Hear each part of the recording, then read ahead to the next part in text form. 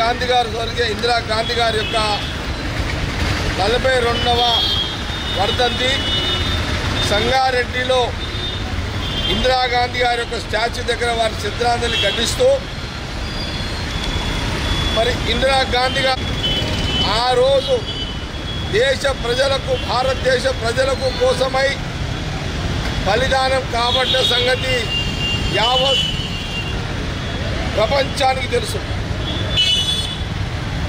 ఇందిరాగాంధీ గారు వారి యొక్క పాలనలో ప్రధానమంత్రిగా భారతదేశంలో ప్రతి గ్రామానికి, ప్రతి పల్లెటూరికి, ప్రతి పట్టణానికి ఏర్పాటు చేసిన ప్రజల కోసము బ్యాంకులను జాతీయం చేసినటువంటి చరిత్ర ఇందిరాగాంధీ గారిది. ఇదొక చరిత్ర ఇందిరాగాంధీ గారిది. ఇలాంటి చరిత్ర, ఇలాంటి పరిపాలన, ఇలాంటి నిర్ణయాలు ఒక ఇందిరాగాంధీ ప్రధానమంత్రిగా చేసిన చరిత్ర ఈనాటి ప్రధానమంత్రులు చేయలేని పరిస్థితి. ఆ రోజులలో ప్రజల కోసం బ్యాంకులను జాతీయం చేయడము,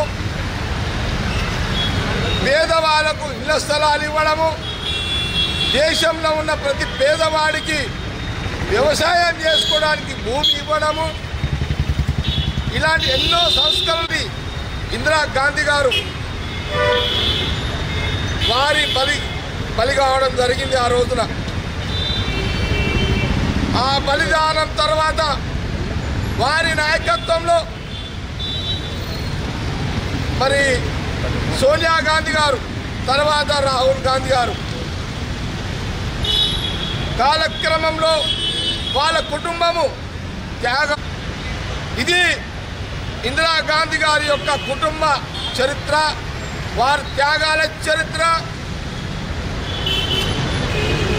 దేశ ప్రజల కోసం, దేశం కోసం బలి కావడం జరిగింది ఇందిరాగాంధీ గారు. అంటే 42 సంవత్సరాలు.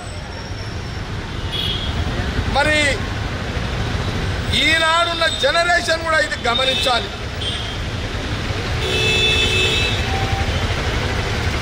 ఇందిరాగాంధీ గారు Sangareddy Medak parliament, Sangareddy head quarter ఒక ఆర్డినెన్స్ ఫ్యాక్టరీ తీసుకొచ్చిన చరిత్ర, ఘనత ఇందిరాగాంధీ గారిది. ఇక్కడ బిహెచ్ఎల్ రావడానికి కారణం వాళ్ళ తండ్రి జవహర్లాల్ నెహ్రూ గారిది. ఈ ఉమ్మడి జిల్లా ఎప్పటికీ రుణపడాల్సిన పరిస్థితి. ఉమ్మడి మెదక్ జిల్లాలో ఒక ఆర్డినెన్స్ ఫ్యాక్టరీ, ఒక బీడీఎల్, ఒక బిహెచ్ఎల్, ఒక ఇక్రిసాట్, అనేక మందికి ఉద్యోగ అవకాశాలు, ఇవన్నీ ఇందిరాగాంధీకి మన ఉమ్మడి జిల్లాకి ఇచ్చిన వరాలు. ఇది కూడా మనం జ్ఞాపకం పెట్టుకోవాలి, జ్ఞాపకం తెచ్చుకోవాలి. ఈనాటికి 42 సంవత్సరాలు ఇందిరాగాంధీ గారు బలి అయిపోయిన రోజు ఈరోజు. కాబట్టి వారి శ్రద్ధాంజలి ఘటిస్తూ సంగారెడ్డిలో వారి యొక్క విగ్రహానికి పూలమాలతో శ్రద్ధాంజలి ఘటిస్తున్నాం.